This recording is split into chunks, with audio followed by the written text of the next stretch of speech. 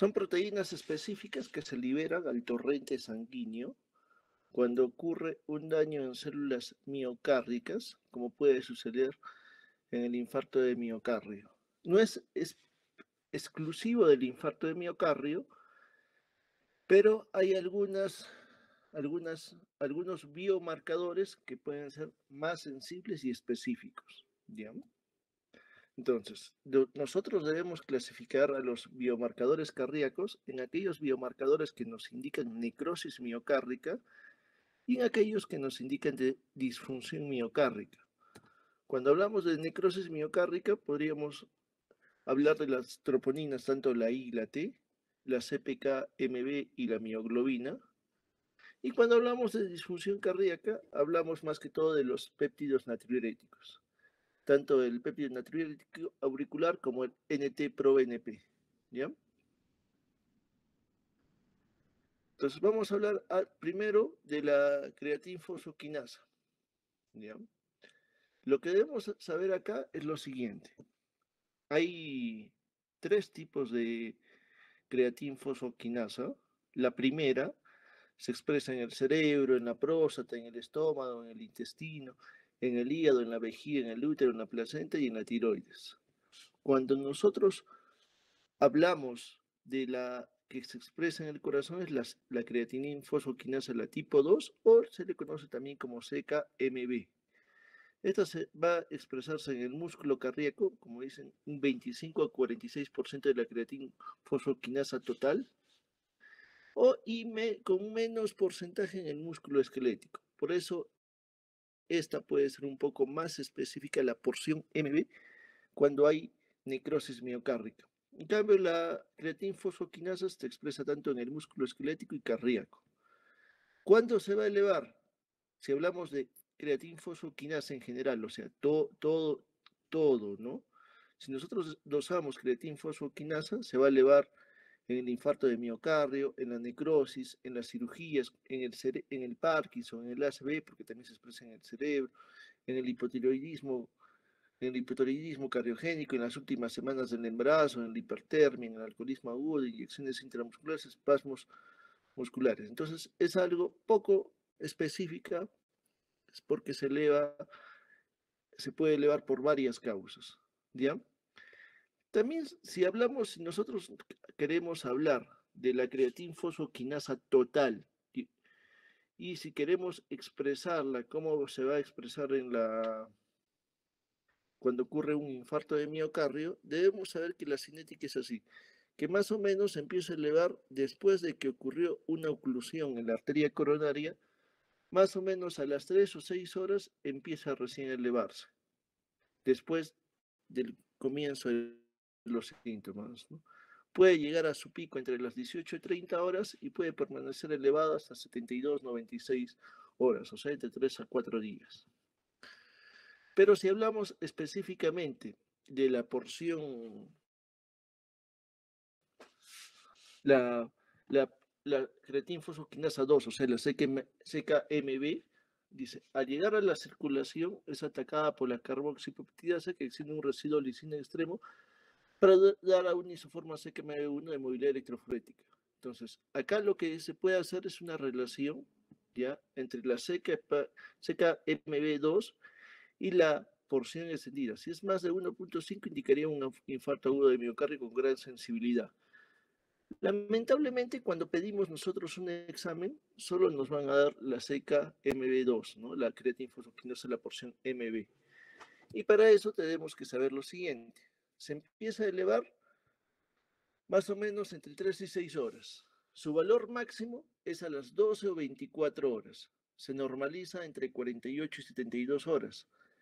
Es importante saber esto, ¿no? Porque imagínense un paciente que llegó con un infarto. Si yo le pido, el paciente dice, estoy con dolor de pecho desde hace 4 horas. En teoría, si es que todo inició hace 4 horas, yo debería encontrar más o menos la CKMB ya elevándose. Y quizás la troponina aún podría estar negativa o recién también comienza a elevarse. Pero ¿qué pasaría si encontramos al paciente con troponina elevada en rangos de infarto, pero la CK-MB normal. Entonces, eso nos indicaría más o menos, oye, quizás el paciente recién ha sentido el dolor hace 4 horas, pero quizás se esté infartando desde antes, porque ya la troponina sigue elevada, pero la CK-MB2 está normal. Esa es la importancia de que, por qué después yo le voy a pedir otro examen de CK-MB2 a las 6 horas, a las 8 horas, 12 horas, para ver si es que hace curva. Y la curva debería ser como esta, ¿no? Que el paciente, la CPKB sube 24, luego va a bajar.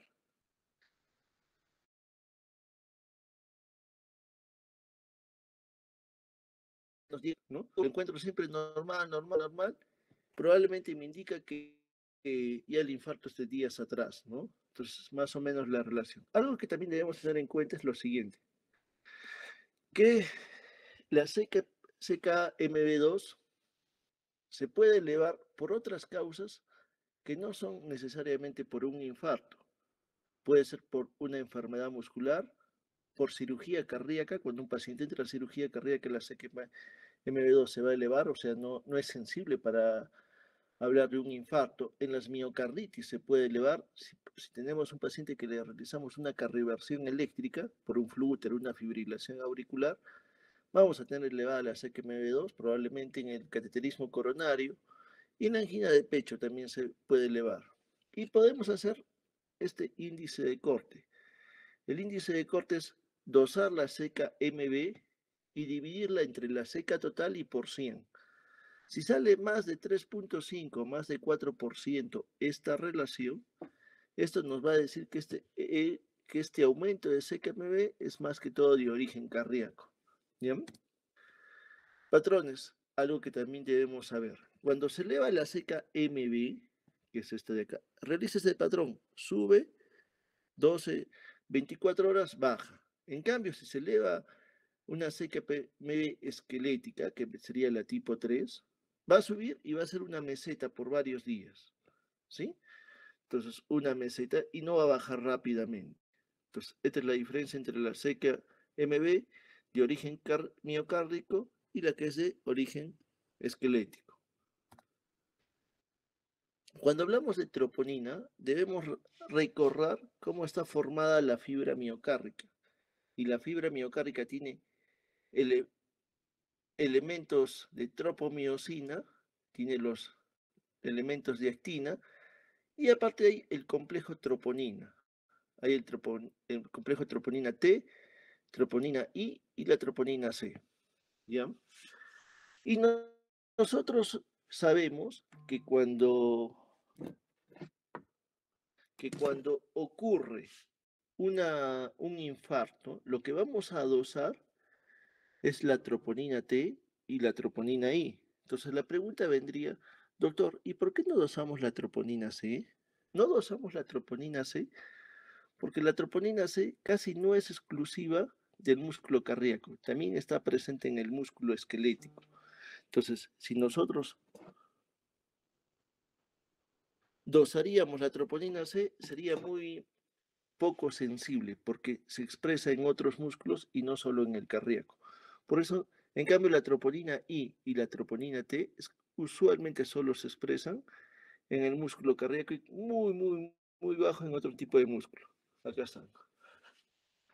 Los biomarcadores más relevantes y recomendados para el diagnóstico de infarto de miocardio son la troponina cardíaca, la I y la T, que son componentes del aparato contráctil del miocardio y se expresan casi exclusivamente en el corazón. Esto es importante, miren, la elevación de troponinas por encima del perceptil 99 de su límite superior de referencia, con dinámica de ascenso o descenso, es el criterio central para definir daño miocárdico agudo y establecer un diagnóstico de infarto. Cuando hagamos la clase de infarto en semiología, también vamos a reforzar este tema, ¿ya? Pero en realidad, toda población debería tener un perceptil 99 de su troponina. No son iguales las poblaciones. Imagínense que la población peruana tiene su perceptil 99, no sé, en 10. En cambio, la población española tiene en 20. Entonces,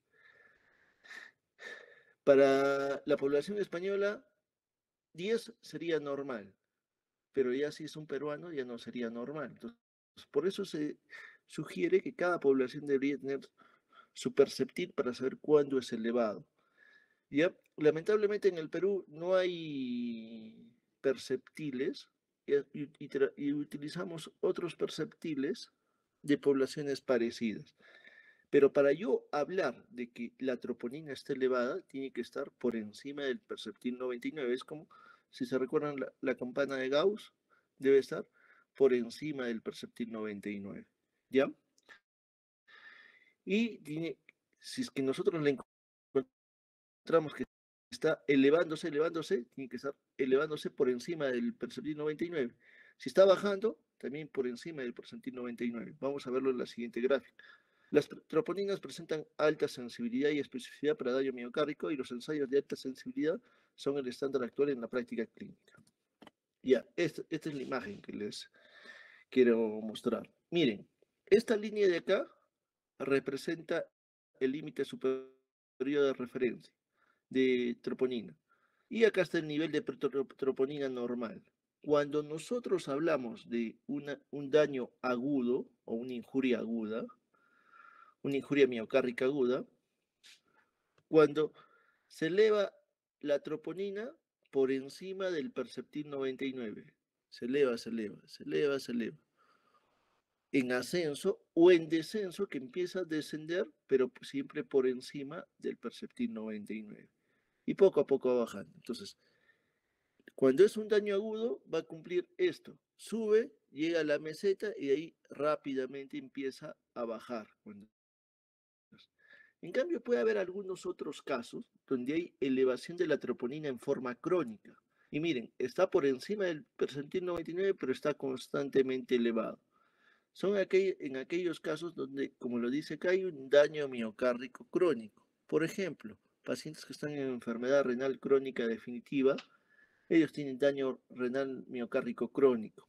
Entonces, en ellos, para cuando yo hable de un infarto, usualmente no me va a servir el Perceptil 99 porque ya constantemente tienen elevada la troponina. En los pacientes que están en enfermedad renal crónica, sería adecuado en ellos tomarles siempre un nivel de troponina inicial cuando no tienen síntomas, para saber más o menos cuál es la base de ellos, porque tienen una injuria miocárdica crónica, y si es que nosotros luego miramos un paciente con enfermedad renal crónica que viene con dolor, con cambios en el electro, y que aumenta su troponina en relación a su base que él tenía previamente, ya eso sí nos podría orientar a pensar si es que está teniendo un daño agudo en base de su daño crónico que ya tiene.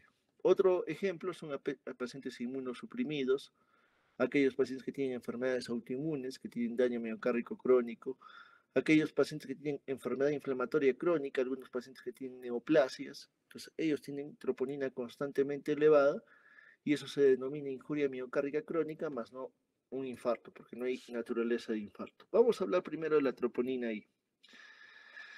Cuando hablamos de la troponina I, existen tres isoformas, la que está en el músculo cardíaco, la que está en el músculo estriado lento, la que está en el músculo estriado rápido. Las isoformas cardíacas se expresan tanto en las aurículas como en los ventrículos.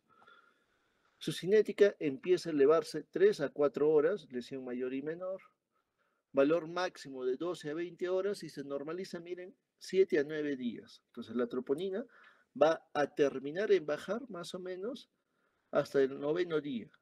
¿Qué pasaría si nosotros estamos haciendo curva y está bajando la troponina y en algún momento miramos que otra vez empieza a subir, otra vez empieza a subir? O que la CPK-MB, que ya sabíamos que a las, 20, a las 72 horas debe estar bajo, al cuarto día, quinto día, empieza a subir. Entonces, hacer esta curva me permite ver si es que el paciente en todo ese tiempo no está presentando un reinfarto. Por eso es importante saber cuándo la troponina llega a su meseta y cuántos días tarda en bajar. Se normaliza en 7 a 9 días. Usualmente la troponina I es absolutamente cardioespecífica. O sea, Si hay elevación de la troponina ahí y está por encima del perceptil 99, lo más probable es que venga del corazón. ¿Ya? Esto es lo mismo que hemos explicado. Entonces, lo mismo, la troponina T, que es el otro tipo, empieza a elevarse a las 4 o 6 horas. Si se dan cuenta, la troponina ahí se eleva mucho más rápido, 3 a 4 horas.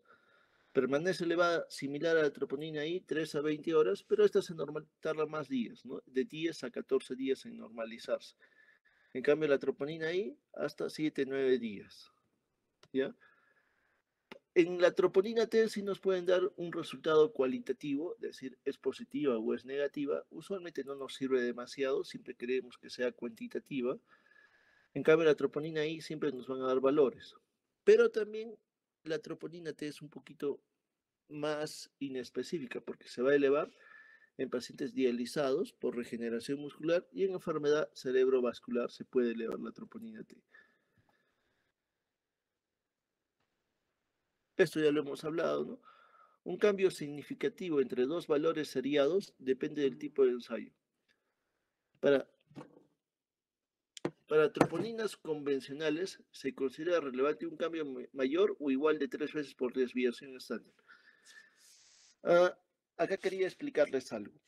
Cuando se dosa troponinas, hay dos tipos de ensayo que se hace a nivel de laboratorio. Hay troponinas convencionales, pero también hay troponinas ultrasensibles, ¿ya? Entonces, cuando nos dan el informe de una troponina, tenemos que ver más o menos el laboratorio si es que trabaja con los ensayos de alta sensibilidad o trabaja con los ensayos convencionales. Si es una troponina que fue dosado por un ensayo convencional, se considera relevante un cambio mayor igual de 3 veces la desviación del estándar del ensayo, ¿ya? Por ejemplo, si viene un paciente que tiene valor de troponina 0.001 y el siguiente a las 6 horas viene en 0.002, entonces como que considero que no hay un cambio relevante, ¿no? Pero si ya me viene a 0.001 y el siguiente me sale 0.05, o sea, más de 3 veces de desviación del estándar del, del que tiene el estudio, ya puedo considerarla positiva.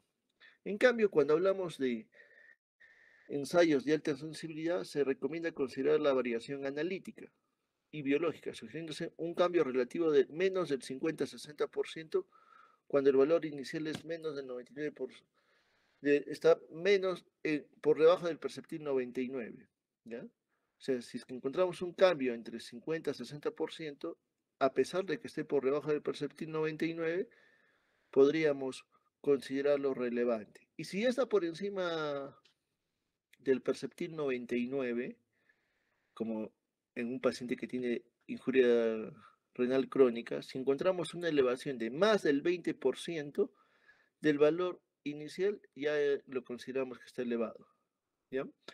La presencia de elevación aguda, ascenso o descenso, permite diferenciar del daño miocárdico agudo y el daño crónico, lo que habíamos explicado. Esto es importante, miren. En el diagnóstico de síndromes coronarios agudos, las guías del American College of Cardiology recomiendan medir troponina cardíaca I o T al momento de la presentación, cuando el paciente recién llega a emergencia. Sí, y aquí es también importante algo. Imagínense que el paciente llega a la emergencia. Le sacamos el electrocardiograma. El electrocardiograma es típico de un infarto agudo de miocardio, ¿no? Con supra-ST, el paciente tiene la clínica, dolor torácico, opresivo, pero la troponina me salió negativa o me salió en el límite. Entonces, si yo tengo, si bien, esto sí, si bien la definición de infarto agudo de miocardio me dice que tengo que tener elevación de troponina con cambios electrocardiográficos, ¿ya? Este caso que les he explicado escapa un poquito de la teoría, ya entra a criterio médico, ¿no? Si yo tengo un electro típico de un infarto, donde he descartado que el paciente tenga disección de aorta o que tenga miocarditis, probablemente con ese electro y con la clínica puedo empezar ya con una terapia para tratar de liberar el trombo que obstruyó la coronaria, sea con trombolisis o llevarlo a ese paciente a cateterismo cardíaco. Pero igual le repetimos la troponina a las 3 o 6 horas.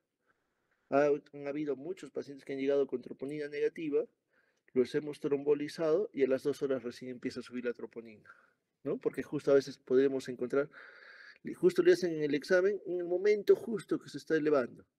O el paciente viene, acá hemos dicho que la troponina se empieza a elevar más o menos entre las 3 a 6 horas, uh, tanto la troponina I, la troponina I que se eleva a las 3 o 4 horas, como la troponina T, que está por acá, que se eleva a partir de las 4 o 6 horas. Si el paciente justo vino en la hora 3, es cuando recién se empieza a elevar la troponina y quizás la pescamos todavía cuando está cerca del perceptil 99, pero ya está siguiendo cinética de elevación.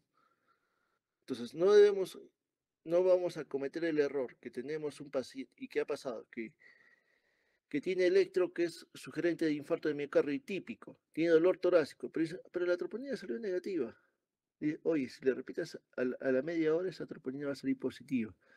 En otros países, lo que hacen es, usualmente, si tienen una troponina negativa y la sospecha es alta de infarto, le solicitan otra troponina a los 10 minutos, a los 15 minutos, y los resultados salen en menos de 2 minutos.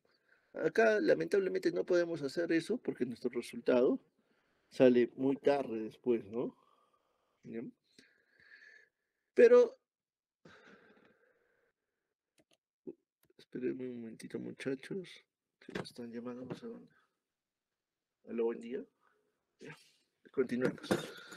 Ya, entonces, lo que dice la guía, que si es que salió negativa, esto es más que todo cuando hay un paciente que viene con dolor torácico opresivo. El electrocardiograma no muestra ningún cambio, pero el paciente tiene dolor torácico y si me sale negativo le debo medir y luego le repito a las 3 y 6 horas después del inicio de los síntomas para identificar la cinética de los valores y confirmar o descartar un infarto agudo de miocardio. Por eso todo dolor torácico opresivo no es que lo miro en la emergencia, digo, me aprieta el pecho, miro factores de riesgo, si tiene factores de riesgo, el electro está normal, no lo mando a su casa.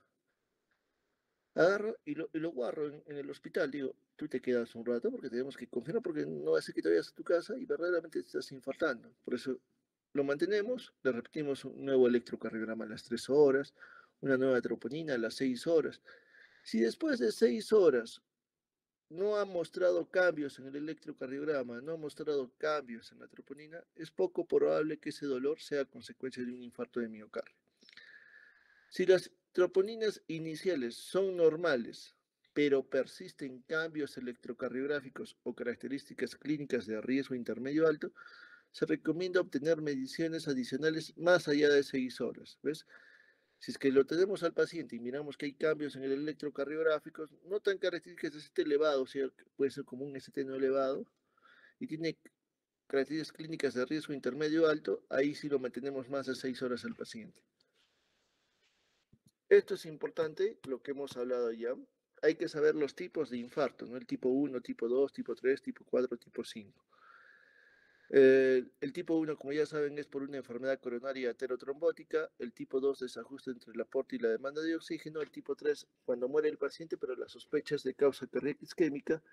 El tipo 4, relacionado a procedimientos de revascularización cardíaca. Y el tipo 5, relacionado a cirugía de revascularización cardíaca, ¿no?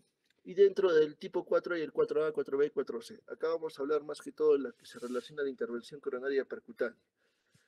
Cuando tenemos un infarto tipo 1, los niveles de troponina suelen ser significativamente más elevados y muestran un ascenso rápido y marcado, alcanzando picos que pueden superar varias veces el límite superior de referencia. Además, la cinética de la troponina ascenso y posterior descenso es más pronunciada en el infarto tipo 1, reflejando una necrosis miocárdica aguda de mayor magnitud. ¿Ya? En el tipo 2, ¿ya? En el tipo 2, los niveles de troponina también se elevan por encima del límite superior de referencia, pero tienden a ser más bajos que el tipo 1, y es un ascenso que suele ser menos abrupto, ya paulatinamente va aumentando. El incremento porcentual y el pico relativo respecto al límite superior de referencia son menores. Por ejemplo, una media de 86 veces el límite superior de referencia en el tipo 2, en cambio en el tipo 1 se elevó 207 veces en un estudio. Y la cinética suele ser más lenta y menos marcada. Entonces, eso nos puede ayudar a ver un paciente que está hospitalizado y que miramos que paulatinamente, poco a poco, en 4 o 5 días la troponina empieza a elevarse. Eso nos indica, oye, este paciente parece que está infartando como un tipo 2. En cambio, un tipo 1 se elevaría en menos de 24 horas, se eleva rápidamente. Además, en el infarto tipo 2, la troponina T puede elevarse de manera desproporcionada respecto a otros marcadores como la CKMB, lo que puede ayudar en la diferenciación etiológica. ¿Ya? Cuando hablamos del tipo 4, eso tienen que tenerlo en cuenta, cuando un paciente entra a una intervención coronaria percutánea, que le están colocando un stent, el diagnóstico requiere una elevación de 5 veces el perceptil 99 límite superior de referencia en pacientes con valores basales normales. Si un paciente entró a un cateterismo cardíaco programado, o sea, no se está infartando, y tiene su troponina previa al cateterismo normal, si es que luego del procedimiento se elevó 5 veces por encima del perceptil 99, eso nos hace diagnóstico de que probablemente estamos ante un infarto tipo 4. En, o un aumento del 20% sobre el valor basal si la troponina ya estaba elevada pero estable. Si hay un paciente que sí se infartó, pero ya la troponina estaba en descenso, algo elevada, pero en descenso, antes del procedimiento, ¿ya? Si es que encontramos que aumenta más del 20% y siempre que esté por encima de 5 veces del límite superior de referencia, también podemos pensar en un infarto tipo 4. Además, debe existir evidencia adicional de isquemia miocárdica con cambios nuevos en el electrocardiograma, hallazgos en imágenes o complicaciones, procedimientos, etc. Esto es importante, miren, un aumento aislado de troponina post procedimiento solo indican lesión miocárdica, pero no es suficiente para diagnosticar infarto tipo 1 sin los criterios adicionales. O sea, si se elevó la troponina, pero no hay cambios en el electrocardiograma, no hay cambios en las imágenes, en las complicaciones, no es infarto. Tienen que siempre haber los otros criterios adicionales de isquemia.